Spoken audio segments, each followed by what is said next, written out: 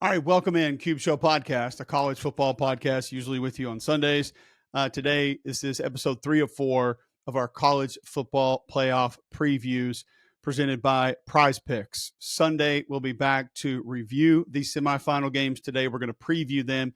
We got two good ones, I think, Ohio State and Texas. Explosive offenses, defenses that are playing great football in certain areas. We'll talk about it. We'll break it down today, what we expect to happen, how we expect it to go. Then Notre Dame, Penn State. I'll be down at the Orange Bowl. Excited to get there later on tonight and looking forward to seeing what this game is going to be all about because I think you got a couple defenses that could be phenomenal and some playmakers at the same time. So here's what you got to do. It's easy. This is brought to you by PrizePicks. So pick up your phone, go to the app, bam, PrizePicks right there. It pops up. You can get it. Whatever sports you want, NBA, NFL, college basketball, it's all there across the top. We're going to focus in, of course, on college football. I have a couple of lineups that are already made. I'm going to tell you a couple of things that I like here on PrizePicks. They're going to be coming up. Mitchell Evans, Notre Dame tight end, more than 12.5 yards longest reception. I think he gets one down the middle of the field. Also, Cooper Flanagan looks doubtful for this game, so I think Mitchell Evans gets at least one past 12.5 yards. Jeremiah Smith, he's going to get his. We know that. I'm not going to debate it, not going to pretend like he's not going to. I'm going to say he will have less than 29.5 yards longest reception. I know he could just easily go up and grab one, and that's going to be that. But Texas has not given up a lot of explosive plays through the air. And I think he'll get his. Chip will probably move him some, but maybe not as many down the field. Travion Henderson. I also think less than 12.5 yards longest reception. And Quintravian Wisner, Texas running back, I'm going to say more than 11.5 yards longest reception. We'll post these up for you. I got another one coming up. We'll get to that one here in just a moment. But PrizePicks, it's easy. Go download the app. Go to prizepicks.com today. Use promo code CUBE. Pay $5. Play that. And you get $50 to spend from our friends at PrizePicks. Bam. And you've got NBA. You got college basketball getting into conference play. You've got NFL playoffs coming up this weekend. NHL's going right now, MMA, and you got the college football playoff coming up this weekend. So let's roll right into it. Orange Bowl first, 6:30 ESPN. Thursday night, I was at Sugar Bowl, of course, got to see Notre Dame up close and personal. I think there are aspects of this game that are going to be absolutely phenomenal. First thing you wonder about is the health of the Notre Dame football team. Jeremiah Love goes out, misses about a half of that football game. You also saw defensive tackle Howard Cross go out for a little while. They say it was a cramp. I was down there in the end zone watching it. I saw his ankle, what looked like it had a big air cast on it before the game. Not exactly sure if I think it's a cramp that he went down on, but you know he's going to gut it out. But they pretty much have 3 D tackles they're going to play. I expect with that inside zone, the way that Penn State runs it, they're going to test that group inside and then maybe go outside some, try to get them moving, get them to run. Might even be able to go low on them a couple of times and just kind of wear that group out to a certain extent. The good news for Notre Dame is they have edge defenders, linebackers that they can move up, down, kind of play in different spots, and they're going to probably have to do that because you're not going to have Riley Mills back in time for this game. That's going to be a major blow. Xavier Watts left with what appeared to me to be maybe a separated shoulder. He wasn't moving his right arm. He came off the field, goes to the tent, comes back in, toughs it out. And then we already mentioned Cooper Flanagan as well. So this team's beat up. How much is that going to affect them in this game? I still love this team. I love the resolve. I love the way they play. I love the way they tackle. They can cover man-to-man. That might not even matter when you're talking about what they're going to throw out there, Penn State, that is, with Tyler Warren. So how does Penn State move the football? Let's start there. Man coverage, probably going to be an issue for the Penn State receivers. I don't expect a lot of separation. So if you can play man, bring an extra body down to try to take away Nick Singleton, Katron Allen, who have been fantastic in this playoff and really all year, both over 1,000 yards on the season. That's how you sort of negate some of what they're going to try to bring to you with the inside-outside zone plays. The first thing Notre Dame has to do is recognize and identify personnel and formations because you know Penn State's going to give you – Andy Kolnick is going to give you all these wacky formations. He's going to move guys around. He's going to have – offensive linemen lined up out wide, tight ends in the backfield, tight ends taking snaps. It's very different. So they will steal some yards that way. I don't think they win the game because of that or with that, but it's going to aid them in finding ways to move the chains, get first downs, maybe even get points. But I think that Notre Dame is set up to be able to slow down some of this rushing attack that Penn State has. I'm anxious to see how much Al Golden moves this group. It's still a pretty big offensive line. You've got Wormley at 335 at right guard, Rucci's at 317. Ioane is 346 over at left guard. Now, I like the left side a lot more than the right side, but they have the potential to be able to lean on this Notre Dame front. Don't like that for the Notre Dame defense, but they have a way of knifing through, moving around a little bit, and be able to make plays in the backfield. I think they have to do some of that. Golden told me last week before the game they were going to be hyper aggressive. They had to move. They had to find ways to get guys freed up. I understand this is a bigger offensive line. They're a good offensive line, not a great offensive line. I don't know if they can just move this Notre Dame front. I think they'll try. I think they want to potentially wear this group down. I just don't know if they can live there. But if they do, and Notre Dame has to start moving, that's when I think you become a little bit too aggressive. You jump out of a gap. All of a sudden, Singleton or Allen hit that, and they're done. They're out the gate. It's gone. It's a home run ball. But I don't think that Penn State's going to have a ton of balance in this game. There's no answer for Tyler Warren, the tight end for Penn State, as I stated early. There's no coverage. There's no double team. There's no bracket. I think you could go back to Ohio State, and they bracketed him a little bit, but you're not going to completely shut him down. Number one, they can move him. He can snap the ball. They can snap the ball to him, so he's going to find ways to get touches. He just is. But that's just, again, you go back to the Michael Jordan rule.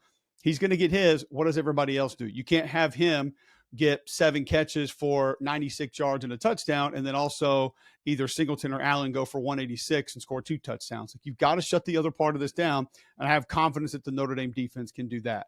I think this game goes fast. I think both teams are going to rely on the ground game. Number one, I don't think – and Drew Aller made some amazing throws against Boise. I think he's been much better this year than he gets credit for, much better in this playoff than he gets credit for. A lot of folks are just going to say, look at the opponent. It doesn't really count. It's not all that. I disagree with that. I think he's made some high-level throws. Levels of difficulty have really been steep, and he's put those balls exactly where they have to be. It's going to have to be that against this group because they're going to cover you up. You're not going to have a lot of space to complete passes. Maybe move the pocket just a little bit more, try to free up some easier throws for him. Maybe run him just a little bit more. He can handle that. He's durable. Now, you know that the counter to that you would normally bring in the game is hit the transfer portal and going to go play at Missouri next year. But I think he can handle a little bit of it. I mean, you just want to get to that championship game. So everything's on the table. But I think this will be a slower game. I don't think Penn State goes up and down the field. I don't think they just march on this defense. They're going to have to grind out yards. And some of that creativity is going to have to show up in big moments. Some 3rd and 5s, 3rd and 6s when it's the difference between getting 3 or 7 or the difference between punting and going and finding 3 points. I just think that field goals will probably be at a premium in this game. Normally, I would say playoff football, can't settle for field goals. Not this one. There's going to be an old school nature to this football game and how it's going to play out and how it's going to go. And I say you take points and possessions wherever you can get them, however you can get them. So on the flip side of that, when you look at Notre Dame offensively, Abdul Carter apparently going to play. We heard James Franklin this morning say he thinks he's going to give it a go.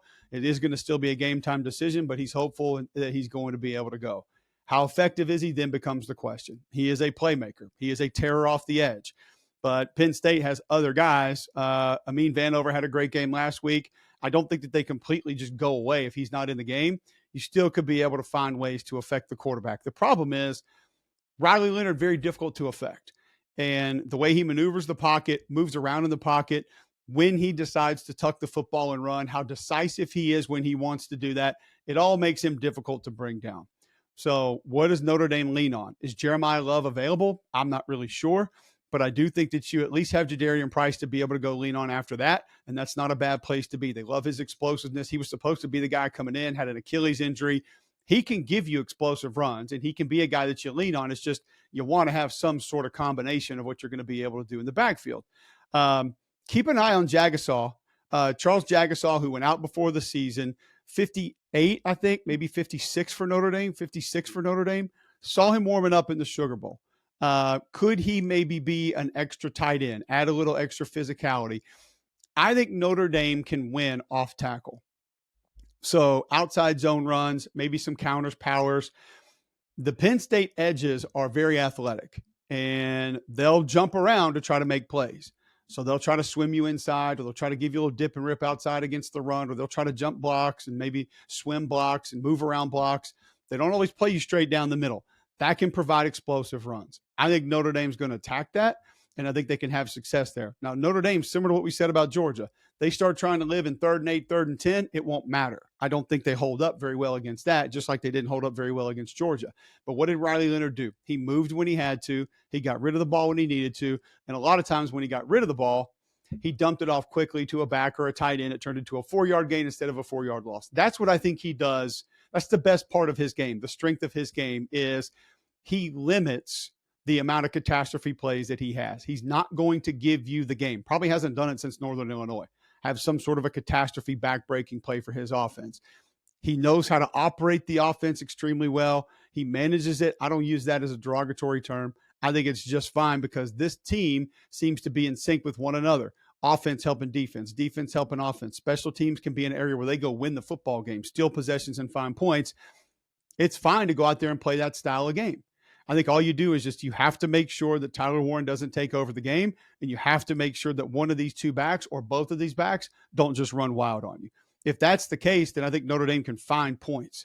You get a tight end up the seam. You get an RPO like you did against Georgia, throw it into the end zone. Maybe you get a quick throw out to Jordan face on, even a screen, a slant, and he turns that into a big game. They're going to find some points, maybe not a ton, but I think they find some in this game. And I think Notre Dame, with just how they play together, how they understand game situations, football situations, situational football, where they are on the field, how to help each other, what to do next, some of the most intelligent football that I've seen play this year.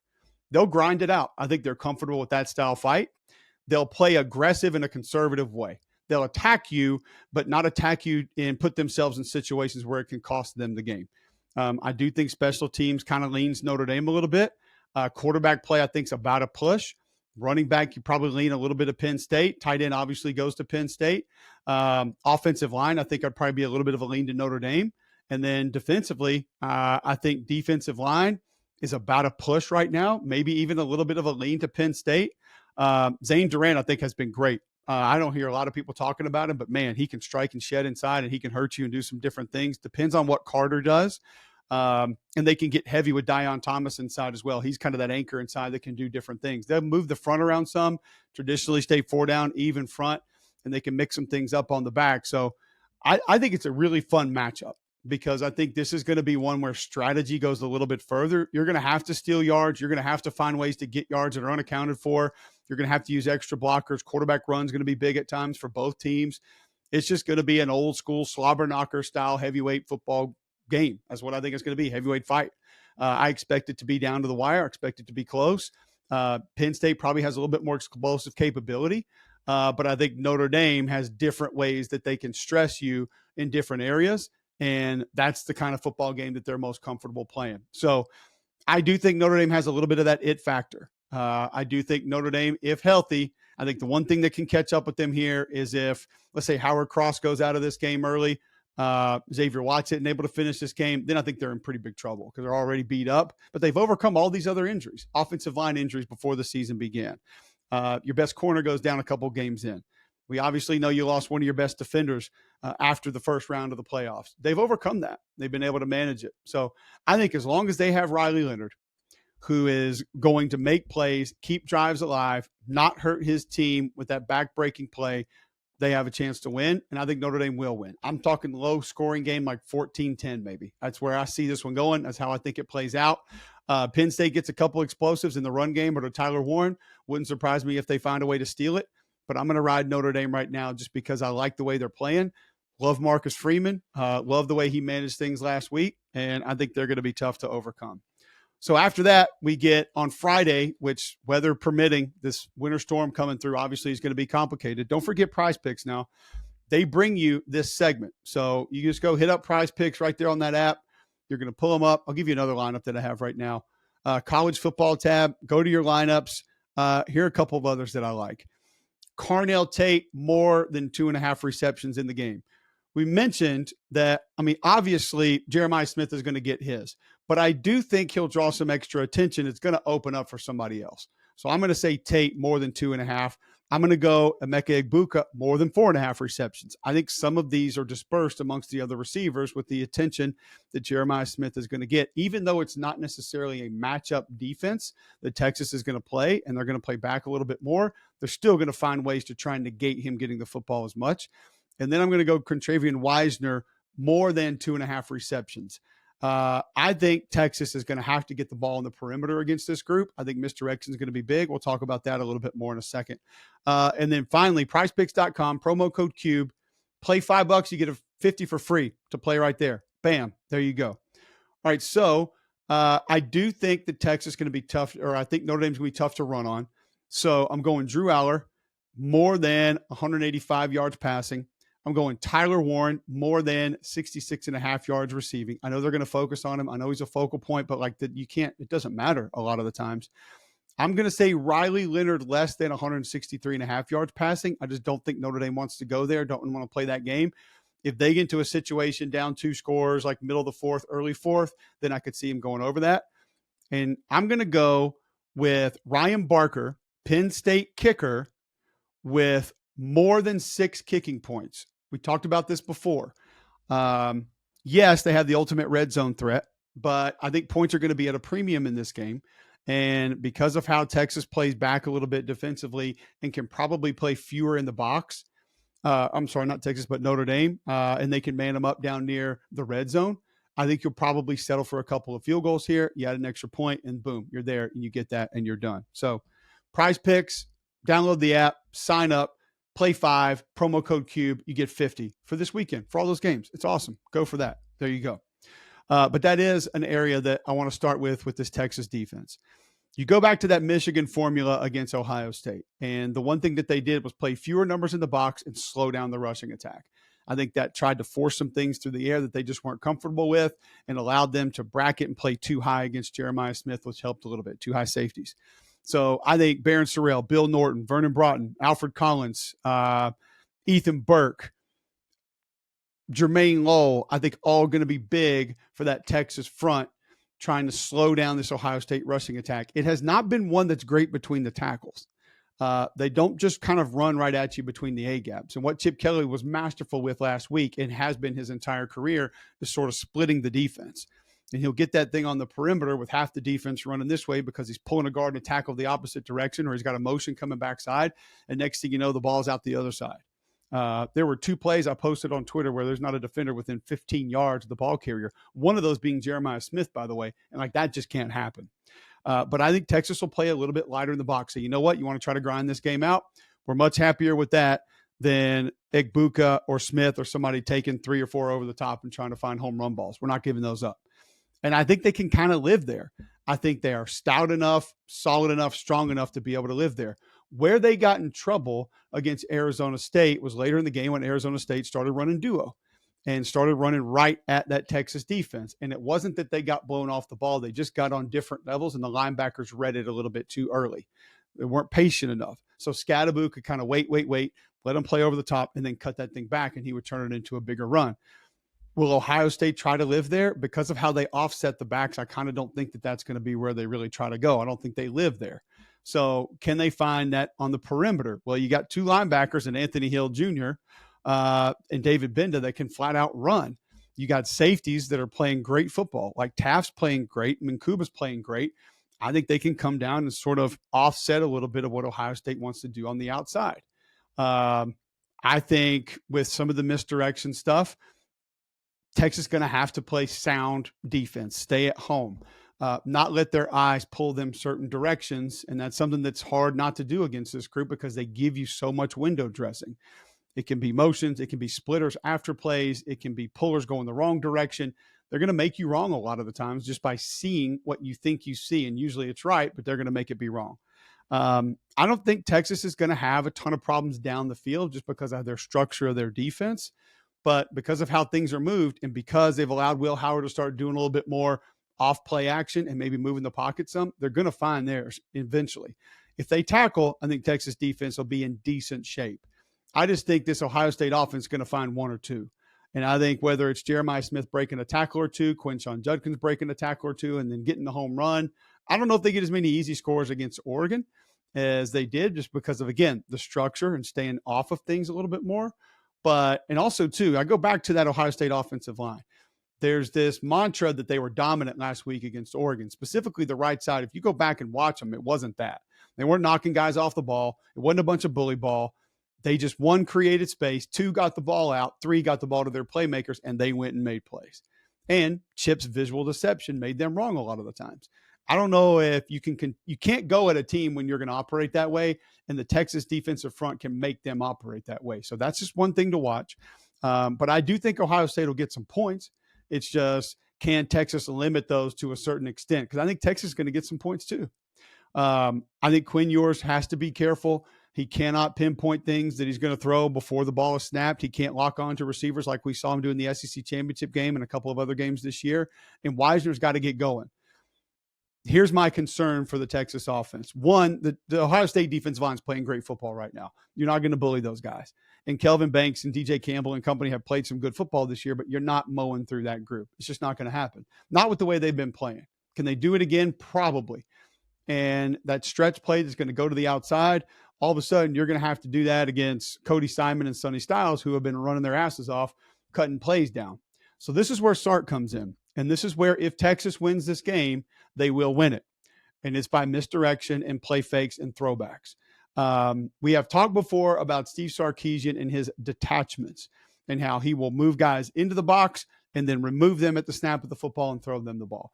That could be a tight end lined up on the right who leaks out to the left with a heavy play action that way. Here comes the flow, throw it back, and he's open. That's been Gunnar Helm. That's been Wisner. That's even been a couple of receivers.